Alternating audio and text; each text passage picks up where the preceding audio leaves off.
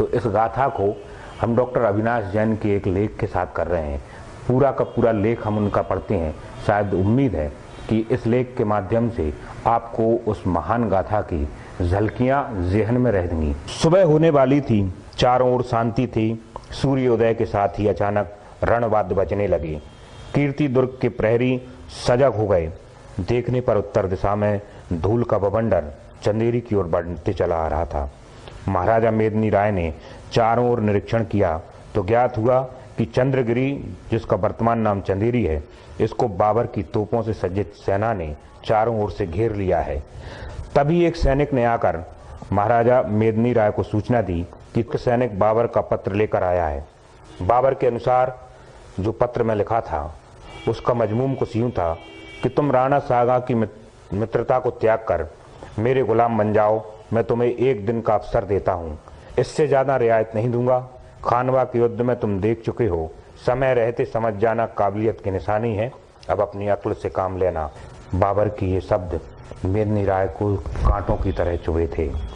इस युद्ध की सूचना राणा सांगा को भेजी जा चुकी थी। तभी दूसरा सेना राणा सांगा, जो महाराजा संग्राम सिंह का पत्र लेकर आया। पत्र को पढ़कर ज्ञात हुआ कि राणा सांगा इस युद्ध में भाग नहीं ले सकते, क्योंकि राणा सांगा का स्वर्गवास हो चुका है। राणा सांगा ने अपने अंतिम पत्र में मेदिनी राय से इस युद्ध में भाग न ले पाने के लिए क्षमा याचना भी की थी। पत्र को पढ़कर भाव विभोर राणा सांगा के मानस पुत्र मेदिनी राय ने संकल्प ले लिया कि हे धर्मपिता, आपका मानस पुत्र रक्त की सरिता में स्नान कर तुर्कों के रक्त को अंजलि में भरकर आपका तर्पण करेगा। उसी से आपकी आत्मा तृप्त होगी। तभी बाबर के विशेष दूत जो पत्र लेकर आए थे, उन्होंने जवाब मांगा तो मेदिनी राय ने कहा, हम क्षत्रिय हैं। भारत के इतिहास में क्षत्रिय भेंट नहीं लेते हैं, फिर समर्पण क्या होता है, यही हमारा इतिहास है। मेदिनी राय महारानी मणिमाला से बदला लेने के लिए जाती हैं। तब महारानी का भाव विभोर जवाब, संसार में भारतीय नारी के सुहाग को मिटाने वाली शक्ति कौन सी है? हाँ, इतना अवश्य है कि हमारा आधा अंग युद्ध की ओर जा रहा है। यदि कहीं वह रणचंडी का प्रिय हो गया तो अविलंब यह दूसरा अंग भी अग्नि मार्ग से अपने पथ पर आधे अंग से जा मिलेगा। कुछ ऐसे भाव महारानी ने अपने राजा से कहे। महारानी ने सैनिकों को संबोधित किया, बंधुओं, पराधीनता के राज्य का यश, वैभव, हे और कलंक की कलिमा से लिपटे सुख है। क्षणिक सुख के लिए हम अपनी जाति, धर्म और देश की प्रतिष्ठा को बंधक नहीं बना सकते। जीवन मरण तो ईश्वर के साथ है, हम उसे नहीं रोक सकते। जब मरना निश्चित है तो मरने पर भी अमर पद मिल सके, ऐसी मौत को के लिए मातृभूमि के लिए उत्कर्ष करने से ही मिलती है। तो आओ चलें, महाकाल के चरणों में अमर पद प्राप्त करें। अब क्षत्रिय और तुर्की सेनाएं आमने सामने हर हर महादेव के जय घोष के साथ क्षत्रिय प्राणों को भूलकर शरीर की ममता को त्याग कर खुला आलिंगन करने के लिए मचल उठे। तुर्की सेनाओं पर भी टूट पड़े। भले ही राजपूत सेना का संख्या बल कम था, पहले ही हमले में बाबर की सेना की अग्रिम पंक्ति के सैनिक मारे गए। बाबर के सेनापति ने सैनिकों को बहुत उकसाया, साहस दिलाया, लेकिन सैनिक पीछे हटने लगे। इस युद्ध में बुंदेलखंड के राव, सामंत और लड़ाकू वीर क्षत्रिय युद्ध के आमंत्रण पर स्वेच्छा से मातृभूमि पर प्राणोत्कर्ष करने पहुंचे थे। महाराज मेदिनी राय ने हुंकार भरते हुए मां चामुंडा का जयकार लगाया। क्षत्रिय सेना वीरता और बलिदान के उभार पर आ गई और तुर्की सेनाओं में हाहाकार मच गया। पानीपत और खानवा के युद्ध का विजेता बाबर भी क्षत्रियों के विकट युद्ध से भयभीत हो गया। इस विपरीत परिस्थिति को देख वह पीछे हट गया और खच्चर की पहाड़ी पर लदी तोप को आगे बढ़ा दिया। बाबर ने घुड़सवारों को दाएं बाएं से आक्रमण करने का हुक्म दिया, मानो भेड़िए सिंहों को घेरने की कोशिश कर रहे हों। युद्ध के नवीन आक्रमण से सिंहों की गति अवरुद्ध हो गई। तोपों के सामने क्षत्रियों की सेना का यह प्रथम युद्ध था। इस प्रकार मेदिनी राय की आधी सेना ने तुर्कों की चौगनी सेना को मारकर वीर गति प्राप्त की। उसी अर्धरात्रि में हाँफते हुए मेदिनी राय के सेनापति ने सूचना दी कि अहमद खान ने नगर का प्रवेश द्वार खोल दिया है और बाबर की सेना नगर में प्रवेश कर गई है। मेदिनी राय झटके के साथ उठे और पीछे मुड़कर बस इतना कहा, अंतिम विदामणि और बाहर निकल आए। महारानी कर्तव्य विमूढ़ होकर देखती रही। महाराजा मेदिनी राय ने नगर के बीच में आकर शंख ध्वनि का उद्घोष किया। हर हर महादेव के घोष के साथ क्षत्रिय पर टूट पड़े। तिल तिल बढ़ना अब तुर्कों के लिए मौत का खुला खेल था। इस परिस्थिति से घबराकर बाबर ने पुनः तोपों को चलाने का हुक्म दिया। तोपों को रोकने के लिए मेदिनी राय बढ़े तो बढ़ते ही रहे।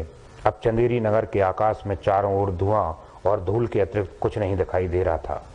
दोनों ओर की सेनाओं ने अंधाधुंध तलवारें चलती रहीं। बाबर की सेना ने नगर में आग, लूट, हत्या का तांडव करना प्रारंभ कर दिया। बाबरनामा के अनुसार चंदेरी नगर में हुए नरसंहार का आकलन करने के लिए बाबर ने मरे हुए राजपूतों के सिर कटवाकर उनकी मीनार बनवाया और उस पर अपना झंडा गाड़ दिया। मेदिनी राय जैसे ही उसमें आए तो दुर्ग से नरमुंडों का गड़ा तुर्क का ध्वज देखकर चीख कर अपने आप को धिक्कारने लगा। मेरे रहते मेरे नगर पर तुर्क ध्वज फहरा रहा है। तभी महारानी मणिमाला ने धनुष उठाकर उस ध्वज के चिथड़े उड़ा दिए। महाराज मेदिनी राय ने खड़े होकर कहा, अब अंतिम युद्ध होगा। जो अपनी स्वेच्छा से युद्ध में चलना चाहते हैं वह केसरिया धारण कर लें, और जो युद्ध में जाना नहीं चाहती वह दुर्ग से निकल जाएं। दुर्ग से निकलने की व्यवस्था कर दी गई। महाराज अंतिम युद्ध पर जाने के लिए चंद्रगिरी के दुर्ग पर मरणोत्सव पर्व की तैयारियां शुरू हो गईं। महारानी ने आकर कहा कि महाराज को केसरिया पहनकर मृत्यु वरण के लिए तैयार किया और स्वयं के लिए आदेश मांगा कि मुझे भी आदेश दीजिए कि मैं जौहर की अग्नि में जला जाऊं तो कभी न बुझे। इस समय के युद्ध को बाबरनामा में इस प्रकार व्यक्त किया गया है कि हिंदू द्वार खोलकर नंगे होकर हम पर टूट पड़े। अंतिम युद्ध लड़े जाना लगा। मुख्य द्वार से रक्त की सरिता बहने लगी। लाशों के ढेर लगे रहे। युद्ध चलता रहा और मेदिनी राय अपने वीरों के साथ तुर्कों के सिर काटते हुए वीर गति को प्राप्त हो गए। फिर चारों ओर सन्नाटा छा गया। दुर्ग का द्वार खुला, फिर भी द्वार अंदर आने का साहस शत्रु सेना नहीं जुटा पाया। बाबर, जिसके साहस की दंत कथाएं संपूर्ण एशिया में प्रचलित थीं, वह भी चंद्रगिरी के से घबरा रहा था। दुर्ग के प्रथम द्वार पर आकर बाबर के मुंह से घबरा कर निकला, ओह खूनी दरवाजा। संभवतः इसी समय से वर्तमान फुहारी वाला दरवाजा खूनी दरवाजे के नाम से विख्यात हो गया। अंतिम बचे प्रहरी ने महारानी मणिमाला के पास जाकर सूचना दी कि महाराज वीर गति को प्राप्त हो गए। मणिमाला शिव मंदिर चली गई।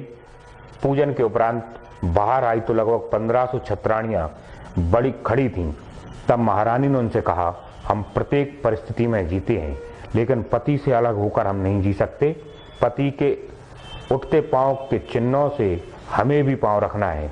हमारे प्राण प्रिय से हमारा संबंध मात्र शरीर का नहीं है, वरन आत्मा का संबंध है। उसी आत्मानुभूति से प्रेरित होकर हम आत्मा के मिलन के लिए सुहाग की अमरता पाने पवित्र अंगरी में जा रहे हैं। मेरे जीवन में ही क्या, युगों युगों से भारतीय नारी के जीवन में आग और सुहाग कोई अलग वस्तु नहीं रही। जब तक भारत में इस आग और सुहाग के महत्व को नारी जानती और मानती रहेगी, तब तक एक क्या हजारों बाबर भी एक साथ मिलकर भारत की पावनता और संस्कृति को नहीं जीत सकते। भले ही कुछ समय के लिए निस्तेज हो जाएं, छिपी हुई आग का दबा हुआ बीज फिर से फूटेगा, अवश्य फूटेगा। फिर सुहागन मणिमाला के संकेत पर वर्तमान खूनी तलैया के किनारे विशाल चिता में अग्नि प्रज्वलित कर दी गई। कुछ ही क्षणों में लपटें आकाश को छूने लगीं और महारानी सहित 1500 वीरांगनाओं ने अपने जीवन को होम कर दिया। देखते ही देखते संपूर्ण दुर्ग आग का गोला बन चुका था। इस चिता की ज्वालाएं चंद्रगिरी से लगभग 15 कोस दूर देखी जा सकती थीं।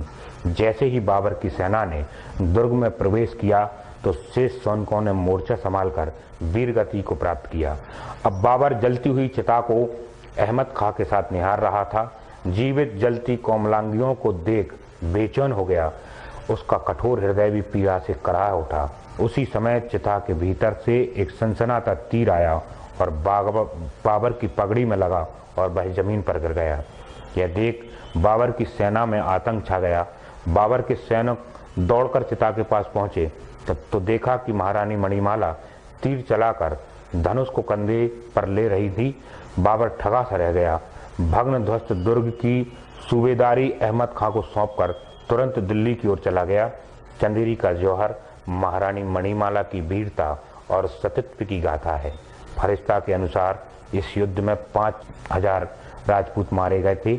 डॉक्टर रिजवी द्वारा लिखित बाबरनामा में लिखते हैं, जिससे ज्ञात होता है कि मेदिनी राय इस युद्ध में मरे नहीं, वरन मुगलों के द्वारा बंदी बना लिए गए थे। बाबर ने उन्हें बलात् मुसलमान बनाया और फिर हत्या कर दी।